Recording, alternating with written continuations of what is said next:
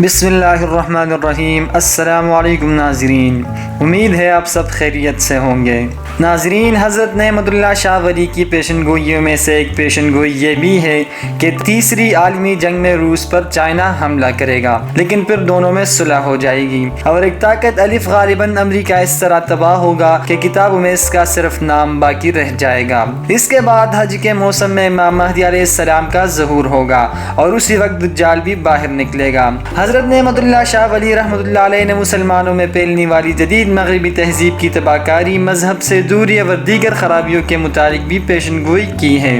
اسی طرح محسوس ہوتا ہے جیسے وہ موجودہ دور کو کسی بلندی سے اور کھلی آنکھوں سے دیکھ رہے ہوں۔ مثلاً حلال و حرام کی تمیز جاتی رہے گی، عورتوں کے اغوا اور عصمت دری کے واقعات عام ہوں گے، محبتیں ختم ہو جائیں گی، بے پردگی کا دور ہوگا، عورتیں نقاب اوڑھنا چھوڑ دے گی، لوگوں میں بے شرمی اور بے غیرتی کا رواج ہوگا، ماں اپنی بیٹی سے مقابلہ حسن کرے گی، کافر لوگ مسلمانوں کے ایسے دین کی طرف تبلیغ کریں گے، بڑے بڑے عالم لوگوں سے رشوتیں لیں گے۔ حضرت نعمت اللہ شاہ ولی رحمۃ اللہ علیہ کی منظوم پیشن گوئی چونکہ صدیوں سے نقل کی جا رہی ہے، اس لیے اشعار کی ترتیب میں گڑبڑ ہو چکی ہے، اس بنا پر بعض اوقات ابہام محسوس ہوتا ہے۔ تاہم ان کے دستیاب اشعار کو بیک وقت سامنے رکھا جائے تو آنے والے زمانے کے بارے میں ان کی پیشن گوئی کی روشنی میں تصویر کچھ اس طرح بنتی ہے۔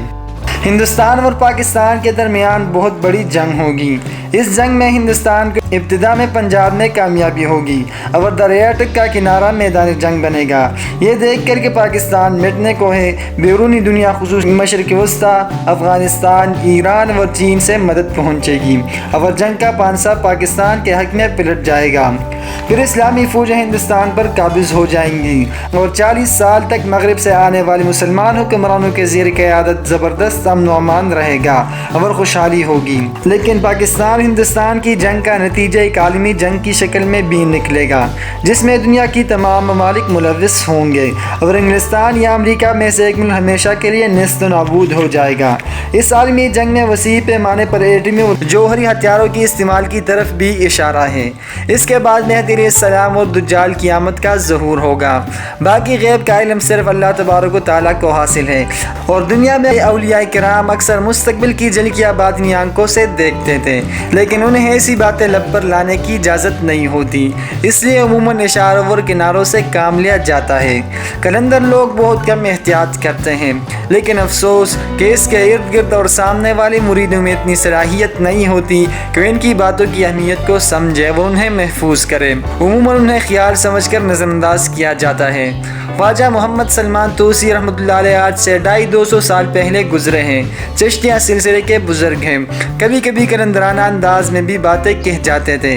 ایک بار اپنی مریدوں سے فرمایا کہ قیامت آئے گی تو ایسے عجیب امراض پیدا ہوں گے جنہیں پہلے نہ کبھی کسی نے سنا ہوگا ورنہ پڑھا ہوگا، ان امراض کا علاج بھی نہ ہو سکے گا۔ کیا آج ہم دیکھتے نہیں کہ ایڈز، برڈ فلو، ڈینگی اور کورونا وائرس وغیرہ کی بیماریاں آج اسی دور میں پیدا ہو چکی ہیں اور یہ ناقابل علاج ہے۔ ان سے اور بھی بہت سی پیشن گوئیاں ہیں جو موجودہ دور میں پوری ہو رہی ہے اور یا آنے والے وقتوں میں اس کی پوری ہونے کی توقع ظاہر کی جا رہی ہے۔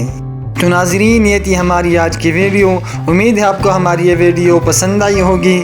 ویڈیو پسند آنے کی صورت میں اس کو لائک اور شیئر کرنا نہ بھولیے گا۔ اگر ابھی تک آپ نے ہمارا چینل سبسکرائب نہیں کیا تو پلیز اسے سبسکرائب کر کے بیل کے آئیکن پر کلک کریں تاکہ ہماری ہر نئی آنے والی ویڈیو کا نوٹیفیکیشن آپ تک آسانی کے ساتھ پہنچ سکے۔ اگلی ویڈیو تک کے لیے اللہ حافظ۔